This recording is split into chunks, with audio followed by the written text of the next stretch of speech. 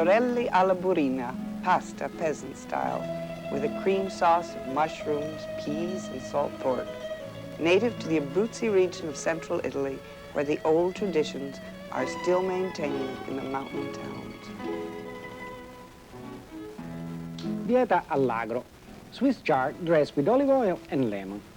The chard is found in the market square from the Alps to the Apennines, one of the many vegetables prepared and served in this most Italian way. Abbacchio alla cacciatora, lamb hunter style, a very old method of preparing meat and poultry.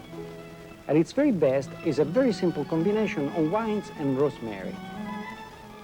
Hunter style, abbacchio alla cacciatora. For this delightful dish, what you need is lamb, 4 pounds, 3-4 pounds of lamb, some vinegar, half a cup of wine, 3-4 tablespoons of olive oil, and a nice, generous tablespoon of rosemary. As an additional little delight, 2 cloves of garlic. Now, the best cut for the lamb, it is the lamb 4. This is half a 4, actually. And it is the part, the front part of the lamb, really. And you have to ask your butcher to cut it in tiny pieces. Naturally, you can do it yourself if you're so inclined. And anyway, chop it in pieces that are just as big as egg size. Then, when you got there, at this stage, you want to remove some of the, from the pieces, some of the fat. You don't want this dish to be too greasy, too fatty. And then you put the meat to brown in a pan with the garlic and the oil. 3-4 tablespoons, or just enough to cover the bottom of the pan. It's advisable to turn it on and let the garlic brown. Don't let it, get golden, gently brown. Don't want to over-flavor the oil. The meat, again, try to get as much of the fat out. I don't think that of all the meat fats, the lamb is my least favorite. But then it seems more or less this is quite well prepared and goes into brown. If the garlic is not ready, don't worry at this moment. You can take it out later, but just keep an eye on it and see that, as I was saying before, it doesn't get burned. Cacciatora, hunter style, is not really a flight of fancy to call it this way. It's really an old ancient way that the hunters would cook their venison. Deer, boar, hare, wild rabbits, anything they could get, really. And it was a quick, tasty, and fast way to prepare it and to get rid of the strong venison taste. This system, or method, it's good not only for lamb, but today also to cook poultry. You get a chicken, you chop it all in pieces, and you end up with the cacciatora, chicken cacciatora. 1 tablespoon generous of rosemary. Have it go in with the meat. And here we go. I must add also that today there are stocking the land so many versions of cacciatora that it's almost impossible to count them. A little bit of salt. But this, I assure you, is the real basic original cacciatora style. And to my taste is the best too. Now what you have to do is to brown. You have the meat nice, well brown. And it takes 5-10 minutes, depending on the size of your meat and the quality. The fatter it is, obviously, it takes a little bit longer.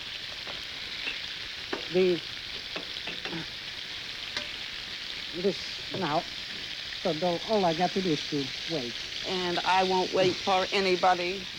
Pasta, tornarelli alla burina, thin egg noodles, homemade pasta with a sauce of mushrooms, peas, salt pork, held together with cream and Parmesan cheese. And to begin with, the homemade pasta. Tornarelli, which are also called pasta alla chitarra. For 6 people, you need 5 eggs and 4 cups of flour, approximately. The eggs should be room temperature, and just because Franco does his pasta on the table, there's no reason why I can't do mine in a bowl. So 5 eggs, room temperature, beaten, because I'm doing it in the bowl, and starting with just about half my flour.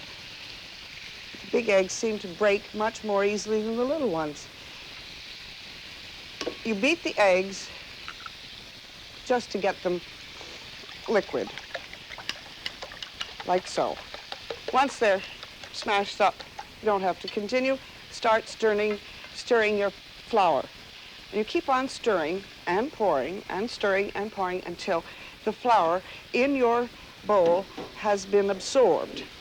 Now, the eggs will drink up as much flour as they can hold.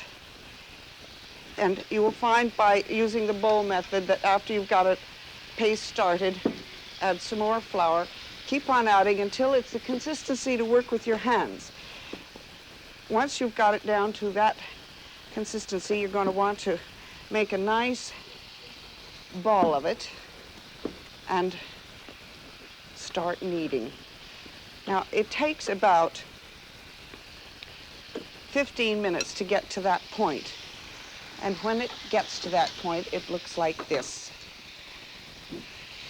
It's elastic, it's soft, and in order to knead it, you're going to want to break off just a piece, especially if you don't have a huge table. You can see the elasticity of that one. And a little bit of flour on your counter, which has been left over from your original mixing. Now we want to roll it out until it's as thick as a toothpick. Now this is a process which by hand can run you 10 or 15 minutes depending on how practiced you are. But there really isn't anything to it. Now Franco always uses the great huge rolling pin, and as a matter of fact I found out it's much easier, and I'll show you why. The big rolling pin, you have to have space for it, allows more pressure and much more pressure to go down on the dough. You still have the problem of flouring, and you have the problem of getting it down. It takes maybe 7 minutes this way and 15 the other way. And practice does really make it go much faster. Franco flaps his, but I haven't gotten to that point. The main thing is thickness. Once you've got it down to the thickness of a toothpick, you're going to let it dry a minute, and it's going to look like this, which I prepared ahead of time. I'm afraid hanging it up has spoiled its shape a little bit, but there you see it's lovely and thin. Yes, I have the shape obviously spoiled in the center. I'll give it a whack. But it's lovely and thin. And in order to cut it by hand, you're going to fold it up with a little flour spread around, hold it up like so.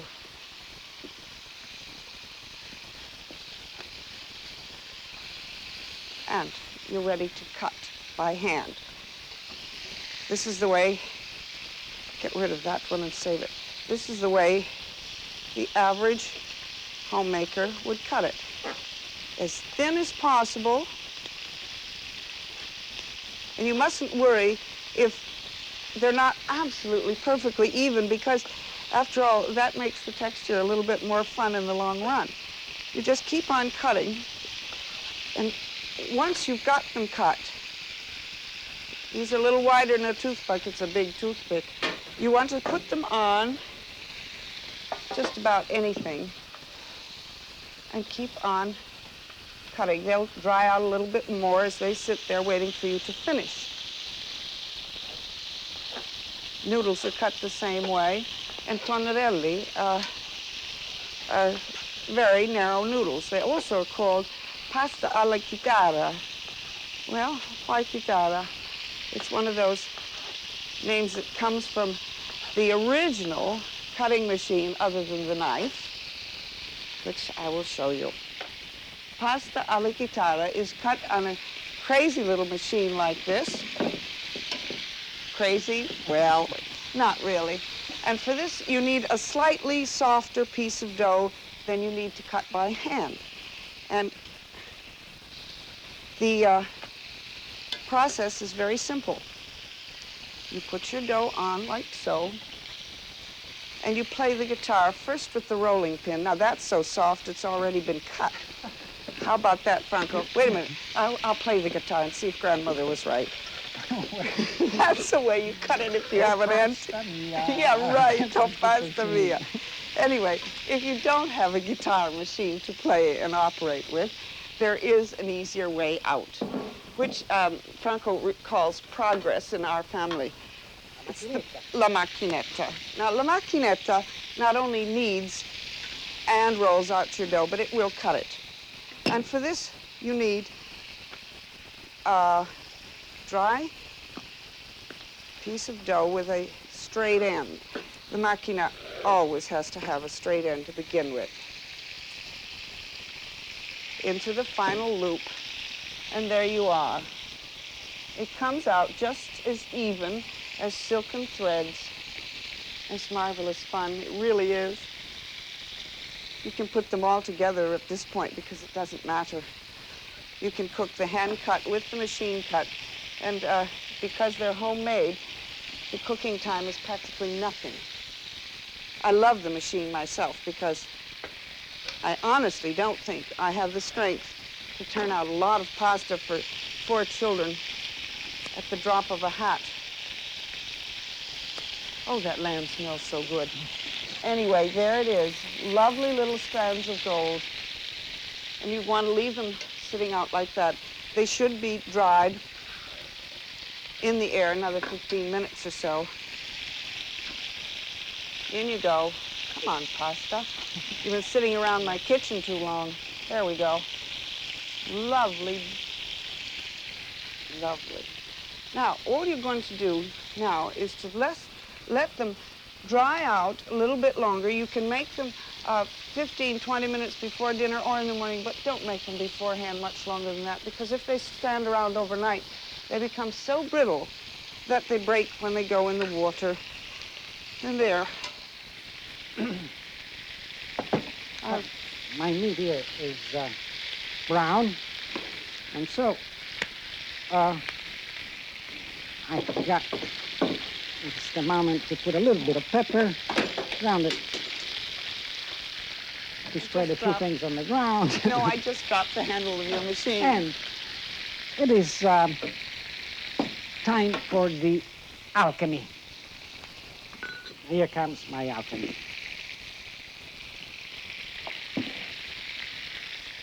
Vinegar.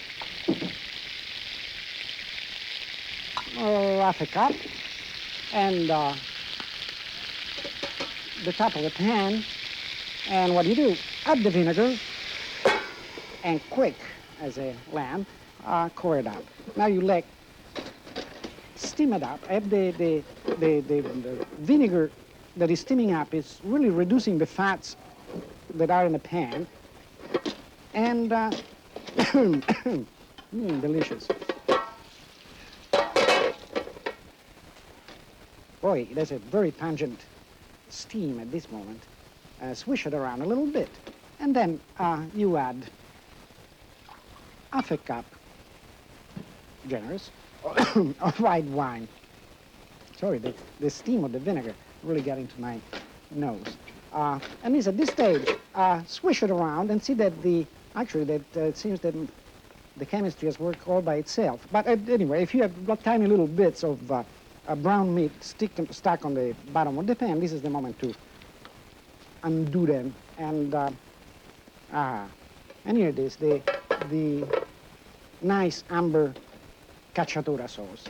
Now, I took a little bit of a liberty because I used vinegar and wine, but no self-respecting hunter would use that. They would use vino acidulo. That is the wine that wasn't good anymore. As wine was turning into vinegar. So the only thing I got to do now is to let the put the thing on the back burner there, on a simmer, and let the juices of the the sauce soak into the meat for 10 or 15 minutes more. I have something else here that had been soaking. Bieta all'agro. Bieta all'agro. It is nothing but Swiss chard. Swiss chard which has been boiled and dressed with oil and lemon, and is a beautiful companion for all sorts of meat dishes. The bieta, you find it in the market this way, and if I had a small knife, here it is, thank you. It is, well, that's the way it looks. The one thing you have to do is to cut the bottom and then clean it well. This is the stage that really you have to soak the leaves and remove completely the sand. Anyway, when the process is done, that's the way it looks. This is the bieta. If I can give you a small botanical lesson, I would say that it has a beginning, a leafy part, and an end, the meaty, stocky part. This you want to cut in pieces. What is it? 2.5 inches, 3 inches. And if it is, after relief, it is nice and crisp, you can snap it and take some of the, or all of them, the threads. This is really thready, more than it should be. But anyway, that's the way it should go. Cut the clean stalk in chunks, save the leaf, and in they go. This naturally have been prepared before, and now they go and have to cook. And for this, you need a big pot of boiling water. It is boiling, which it has to be salted. And salted in the amount of, as usual, one... I already salted it. So you don't salt the water. And, but if you do, put 1 tablespoon per, a teaspoon, excuse me, for quart of water. The leaves, here they are. Since they're big, you don't want a big, really that big, and so you cut them up in chunks that will end up in your plate, and you can manage. These two go in,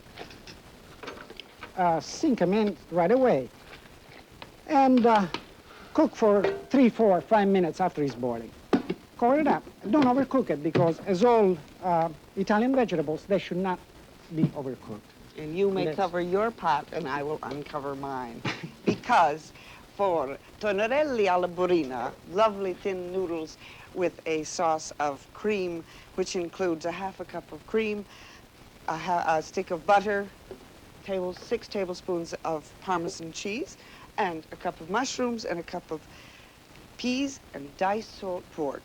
You cook this sauce in 2 sections. The first section is the platter section.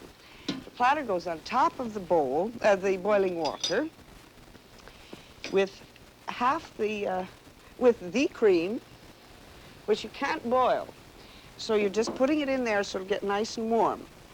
And 1/2 of your butter, and about 2/3 of your cheese. And this is sort of a self-making part of the sauce. They just sort of fuse and blend and so forth over there, while back here on the front burner, which I've got at a medium heat, you put in the rest of your butter. And you're going to want to chop up your salt pork. That's a very lovely piece that we've got here. It's a soft piece of salt pork. When you're buying, check that you get one that's soft and squashy and not too salty. And after you've diced it, put it right in on top of the butter and let it turn translucent. You don't want it to be fried hard. You just want it to be in there being rather happy, turning translucent. Now, the mushrooms are no problem. They never are. They're so good. I dropped one just for good measure. The mushrooms, you just want to cut casually, chop casually, until they're about the size of your peas. No particular size, shape, or anything, just down to little tiny tidbits. And when you reach the tidbit thing, you're going to check your peas. These are frozen peas. Frozen peas, perfectly lovely things. They cook in about 3 or 4 minutes. Fresh ones would take about 8. But not to worry, because the sauce is practically made at this point. In with peas. It's almost like off with the heads. And in with mushrooms.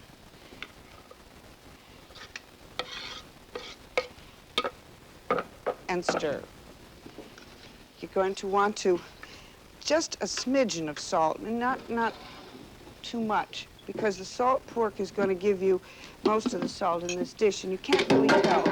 So later on, after it's simmered for about 5 or 10 minutes, it doesn't really matter as long as it's on a nice low heat so it won't overcook. Taste for salt. And that's really about all you have to do if you're cooking that sauce. It's very simple. And this is time for me to drain the bieta. That's been cooking. It's still firm. And you drain it. You want it well drained. One system for draining without squashing it too much, it is to put it dish in and press it gently. And then all remains to be done with the bieta is to put on a serving dish and dress it. Dress it with oil. The usual proportion of 2 to 1, 2 oil to 1 of lemon. I 1, 2, and 3 in this case. And the lemon, which I could cut with a knife. I could try with my hands, but I think that would be working.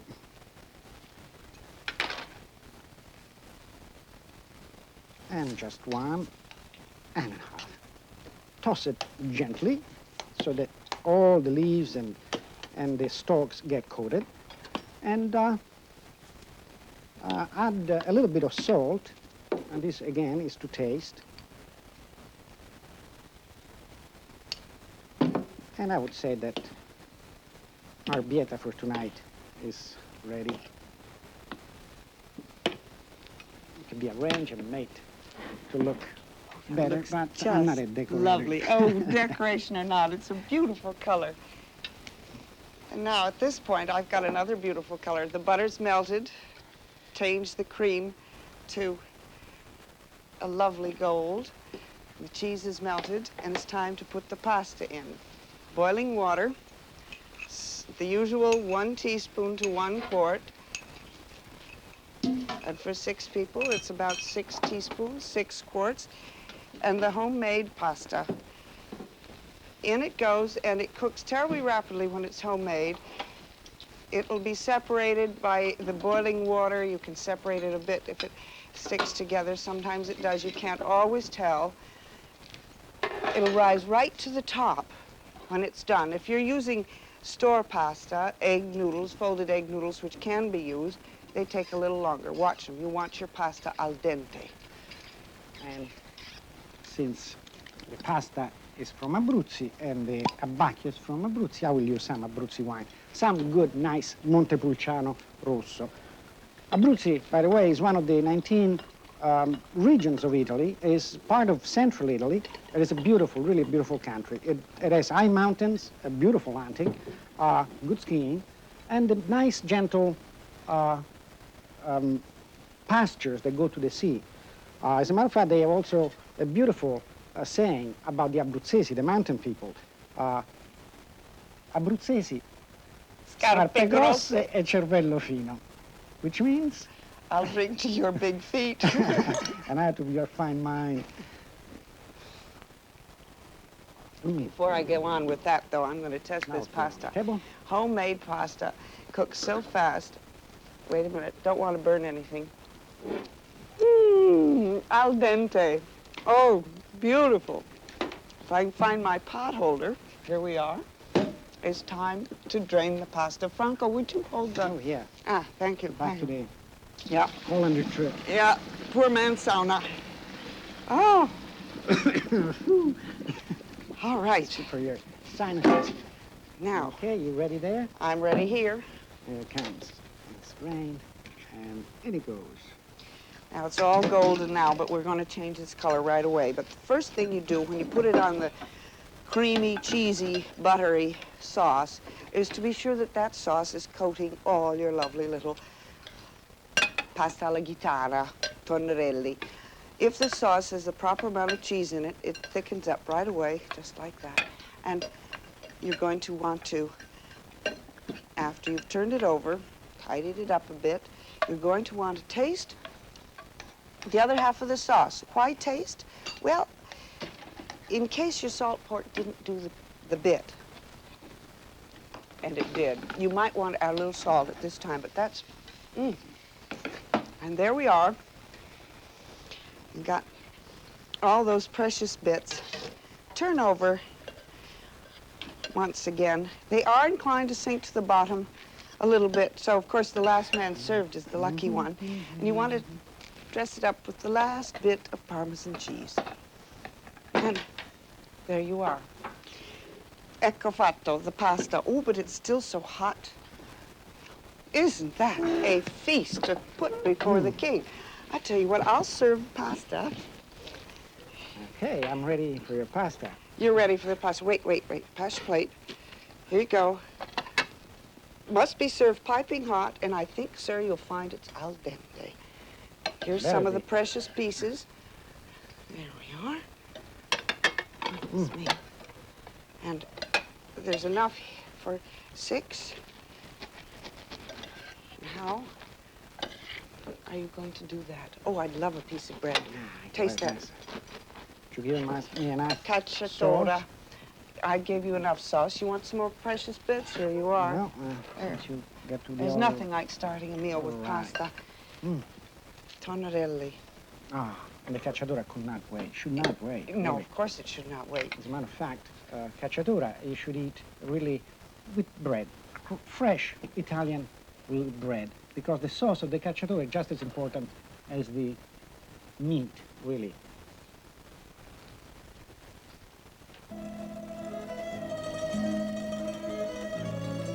Franco and Margaret are also the authors of the book, The Romagnolis Table.